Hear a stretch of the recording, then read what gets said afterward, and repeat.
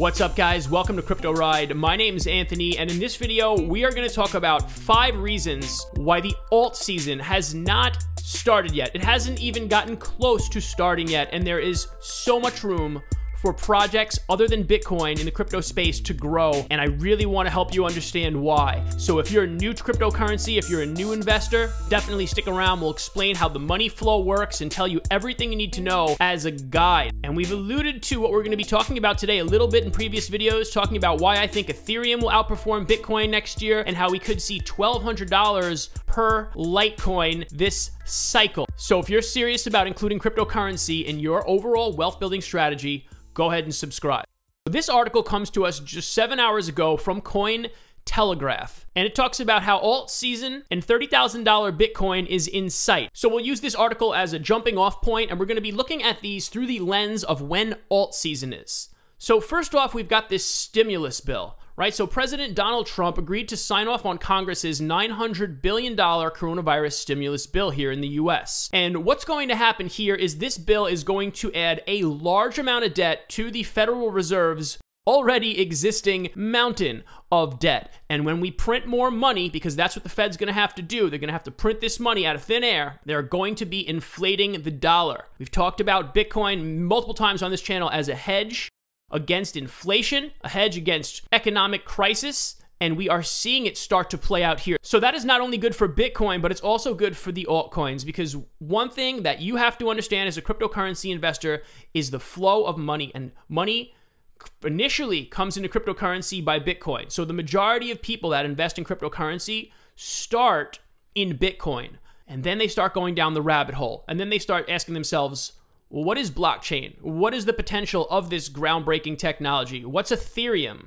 Oh, Ethereum's not a currency? What's a smart contract? And they just start going down the rabbit hole. I know it because it happened to me. Give the video a like if this is what happened to you when you first got into this market, if you've been here for a while, right? But the stimulus bill, bullish for cryptocurrency as a whole. After hitting all-time highs of $28,400, Bitcoin saw a pullback, which many had already expected. So we're starting to see Bitcoin pull back now. When Bitcoin pulls it back, that sets the stage for the altcoins. But we're going to talk more about that in the future, but that's very important to realize that the liquidity flows from Bitcoin to the alts to stable coins, and it goes back and forth in a very kind of predictable manner. So let's take a look here on this chart, and you can see this is the top that we recently saw, which was $28,400. Now, unlike some of these other tops where we didn't really pull back, this is an hourly chart, by the way, so each one of these little candles, the green and red, represent 1 hour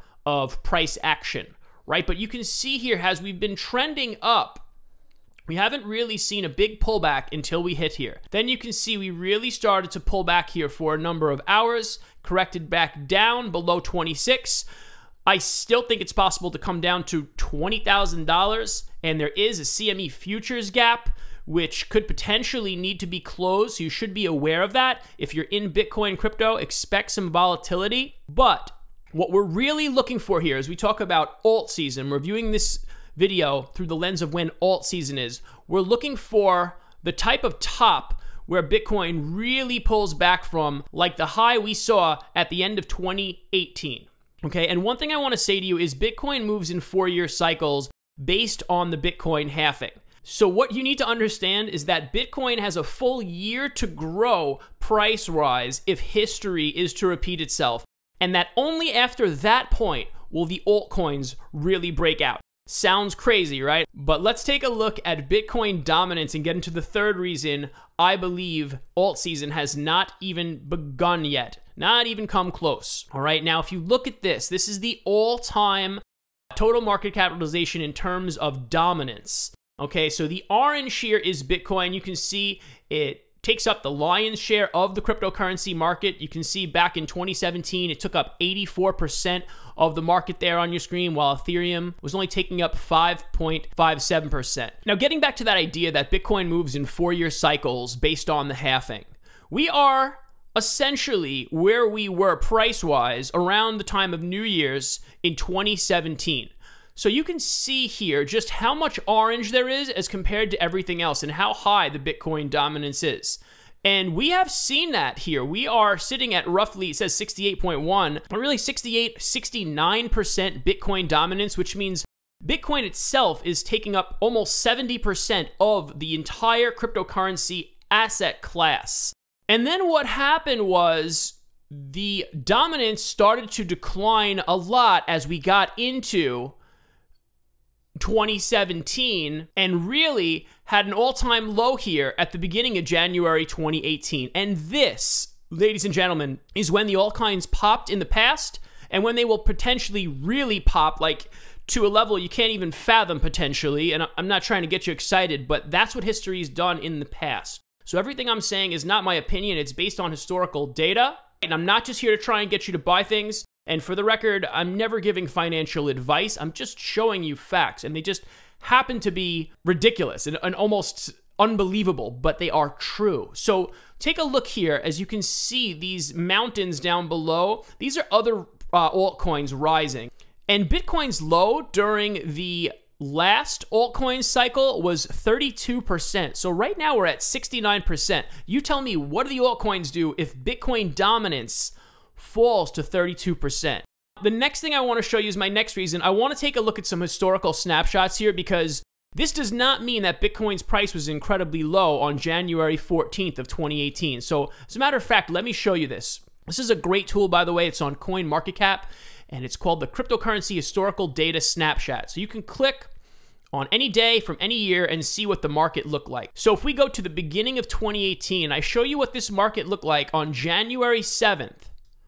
Now, you can see, well, you can't see Bitcoin's dominance here, but you can take a look at the prices of some of these altcoins, and they're going to be way higher right now. Like, look at Ripple, $3.38. Ethereum, $1,100, right? So this is the time when things got crazy. Cardano was over $1. These are real prices, right? I know we're looking at Cardano at 15 cents, 16 cents, getting excited. Remember, it was over $1 back when it was just an idea. Now they're starting to actually build. It's going to become a real functioning project, as many of these are. Remember, the 2017 run was based on theory and really based on speculation. Now we're starting to see cryptocurrency mature as an asset class. And although it is still speculative in nature, there's a lot less speculation because there are a lot more functioning projects. And you can just take a look at some of these prices here. Also take a look at the projects in the top 10. You can see Chainlink's not even here. You think about some of your other favorites, Polkadot's not here. So now as we go back to this market, I want you to understand this. In the grand scheme of things, prices can balloon to levels like that, but it's not going to happen on January 7th of 2021. It's potentially going to happen on January 7th of 2022 if history repeats itself. Is this guaranteed? Absolutely not. But hopefully that makes sense for you. And I want to show you something else. The last reason that all season hasn't even started yet is that the stock to flow forecasts extreme highs. So if you're unfamiliar with this model, this is the stock to flow chart based on supply and demand. And you can see how bullish the model is. But not only that, how ridiculously close Bitcoin's price follows and does exactly what it's supposed to do. So by this model's calculation, you can pause the video and take out here. The model's various incarnations demand price levels for Bitcoin, by the way, of anywhere between $100,000, which I've talked about as a possibility on this channel, and $576,000 between now and the end of the current halving cycle in 2024. Okay, now I'm not going all the way out to 2024, but you know, think about what the price of Bitcoin could be if it moves up for another year. Maybe $50,000, $60,000, maybe we come close to $100,000. Then Bitcoin cools off a little bit. Then the altcoins really kick into gear, because I'm telling you right now, if history repeats itself, Bitcoin is not going to cool off on the same level anytime soon. Not with the pandemic, not with the government printing all this money, not with all the financial institutions adopting this and public companies putting some of their reserves into Bitcoin.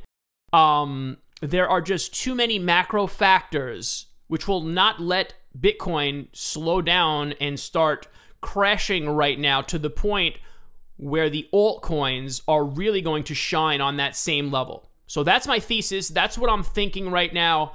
Do I think the altcoins are going to have a good year in 2021? Absolutely. I think they're going to move up, but I think the level they move up will be a bit slower, and there will be some watershed moment. I'll make another video at that point where you really start to see the altcoins just go off and you start to see the Bitcoin dominance decline. But I don't think that's going to happen for many months, and potentially, like I've outlined here in this video, potentially for another year. Smash the like button.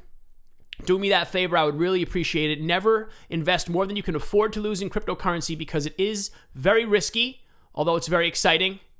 And enjoy the ride. Thanks, guys.